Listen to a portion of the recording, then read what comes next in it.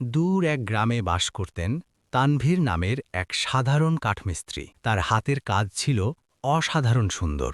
কাঠের উপর তার হাত বুলালেই যেন প্রাণ সঞ্চার হতো। কিন্তু সততা আর পরিশ্রমী ছিল তার প্রকৃত পরিচয়। অভাবের মধ্যে থেকেও তিনি কখনো অসৎ পথে পা বাড়াননি। প্রতিটি কাজের বিনিময়ে ন্যায্য মূল্য নিতেন, কখনো বেশি চাইতেন না। তার মুখে সব সময় থাকত এক টুকরো হাসি, আর অন্তরে থাকত আল্লাহর উপর অগাধ বিশ্বাস। তানভীরের ছোট্ট কুঁড়ে ঘরে থাকতেন তিনি, তার স্ত্রী আমিনা এবং দুই ছোট সন্তান। আমিনাও ছিলেন অত্যন্ত ধৈর্যশীল এবং সংসারী। স্বামীর সাথে তিনিও বিশ্বাস করতেন যে আল্লাহ তাদের কখনো অসহায় রাখবেন না। দিন কাটত কষ্টে, কিন্তু মন ছিল প্রশান্ত। তানভীরের কাজের সুনাম ছিল চারদিকে। মানুষ তার কাছে আসত দরজা জানালা, আসবাবপত্র তৈরির জন্য। কিন্তু একদিন হঠাৎই যেন প্রকৃতি রুষ্ট হয়ে উঠল। আকাশে মেঘের দেখা মিলল না, বৃষ্টি হল না মাসের পর মাস। ক্ষেতের ফসল শুকিয়ে গেল, নদী নালা পুকুর ডোবা সব শুকিয়ে চৌচির হয়ে গেল। ভয়াবহ খরা নেমে এলো জনপদে।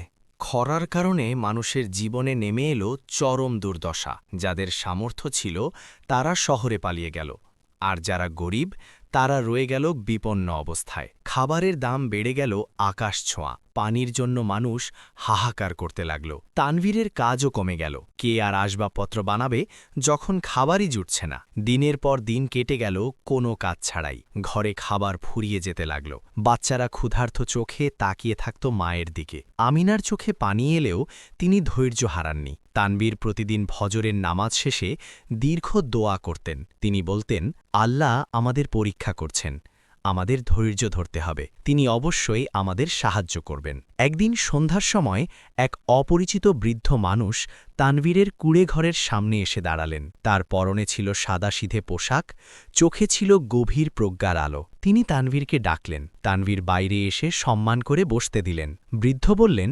তানভীর, আমি তোমার সততা আর আল্লাহর উপর তোমার ভরসার কথা শুনেছি। আমি তোমাকে একটি বিশেষ কাজ দিতে চাই। তানভীর বিনয়ের সাথে বললেন, বলুন হুজুর, আমি কি করতে পারি আপনার জন্য? বৃদ্ধ একটি ছোট্ট কাগজ বের করে তানভীরের হাতে দিলেন। সেখানে আঁকা ছিল এক বিশেষ ধরনের পাত্রের নকশা। পাত্রটি দেখতে সাধারণ হলেও এর নকশা ছিল অত্যন্ত জটিল। বৃদ্ধ বললেন, এই পাত্রটি তোমাকে তৈরি করতে হবে, কিন্তু এর জন্য চাই বিশেষ কাঠ।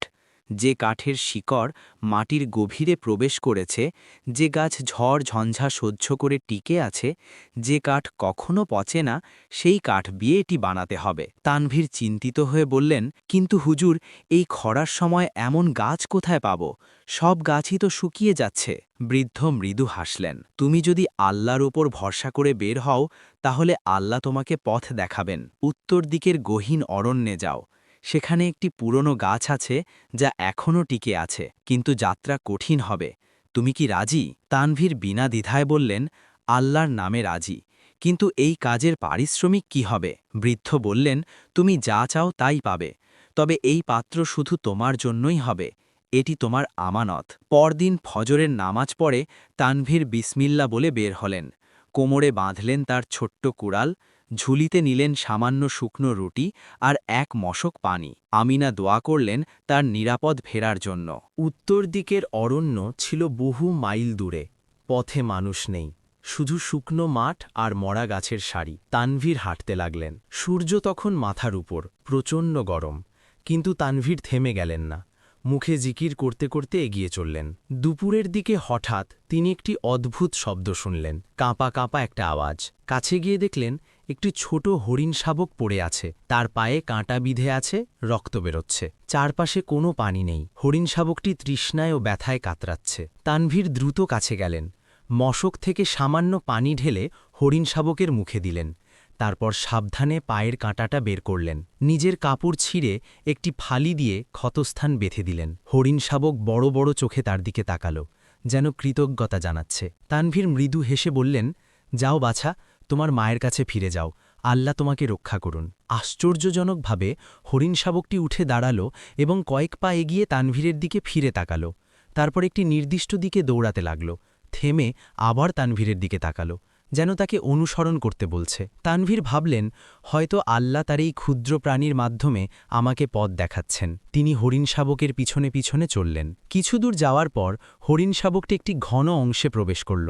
সেখানে বিস্ময়করভাবে মাটি একটু স্যাঁতস্যাঁতে, কিছু গাছপালা এখনও সবুজ, এবং ঠিক মাঝখানে দাঁড়িয়ে আছে একটি বিশাল পুরনো গাছ।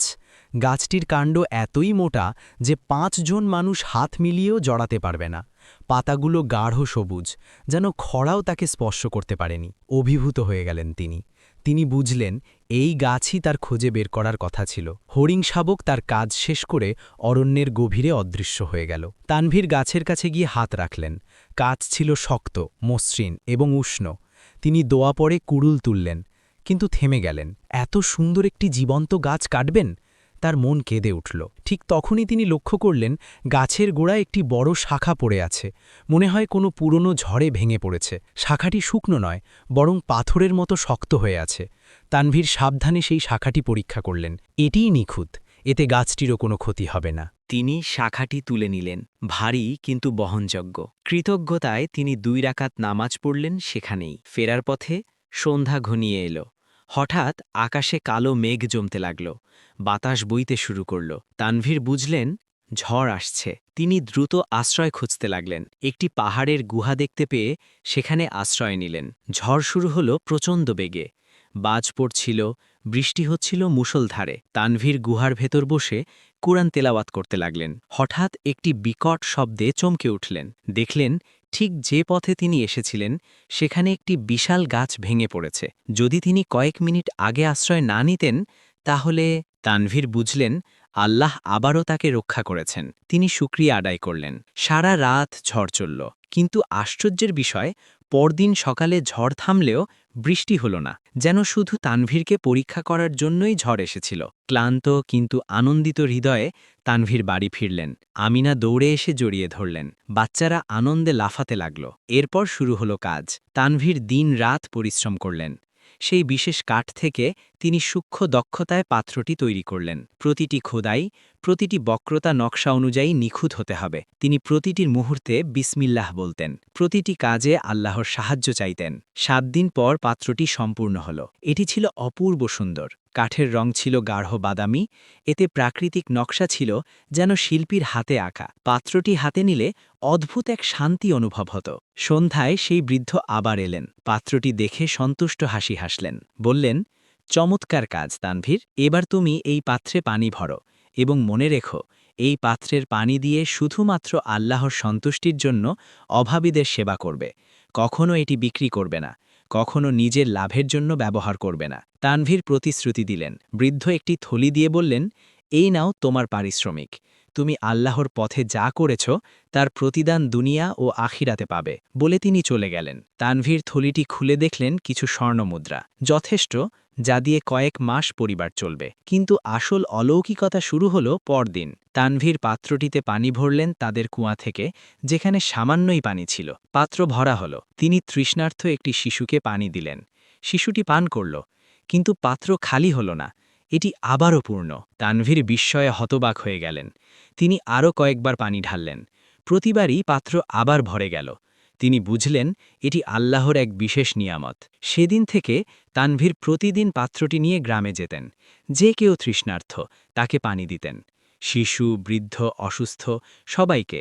কোনো মূল্য নিতেন না, শুধু বলতেন এটা আল্লাহর দান, আল্লাহর শুকরিয়া আদায় করো। খবর ছড়িয়ে পড়ল চারদিকে। তানভীরের পাত্রের পানি কখনো শেষ হয় না। মানুষ আসতে লাগলো দূর দূরান্ত থেকে। তানভীর সবাইকে পানি দিতেন। তার চেহারায় ছিল প্রশান্তি, অন্তরে ছিল কৃতজ্ঞতা। কিন্তু মানুষের মধ্যে লোভ জাগতে লাগল।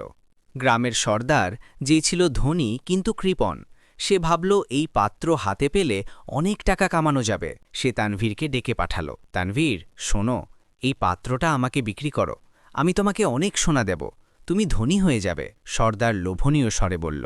তানভীর বিনয়ের সাথে কিন্তু দৃঢ়ভাবে বললেন, ক্ষমা করবেন সর্দার সাহেব, কিন্তু এটি বিক্রয়ের জন্য নয়, এটি আল্লাহর আমানত, মানুষের সেবার জন্য।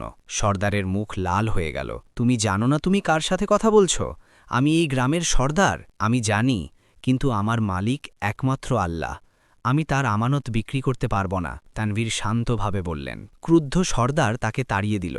কিন্তু পরিকল্পনা করতে লাগল কিভাবে পাত্রটি কেড়ে নেওয়া যায়। এদিকে শাসনকর্তা, যে ছিল আরও নির্দয়, সেও খবর পেল। সে ভাবল এই পাত্র দিয়ে প্রজাদের কাছ থেকে আরও কর আদায় করা যাবে। সে তানভীরকে তলব করল, তোমার কাছে একটি জাদুর পাত্র আছে শুনলাম, সেটা আমার কাছে জমা দাও। এটা রাজার সম্পত্তি। শাসনকর্তা হুকুম দিল, হুজুর, এটি কোনো জাদুর পাত্র নয়, এটি আল্লাহর দান, এবং আমি এটি মানুষের সেবায় ব্যবহার করছি। আমি এটা কাউকে দিতে পারব না। শাসনকর্তা রেগে গেল, তুমি রাজার আদেশ অমান্য করছ। সর্দার আমাকে জানিয়েছে তুমি এটা চুরি করেছ, তুমি চোর। আমি চোর নই, আমি সৎভাবে এটি তৈরি করেছি। প্রমাণ কি? সর্দার একজন সম্মানিত মানুষ, তুমি শুধু একজন দরিদ্র কাঠমিস্ত্রি।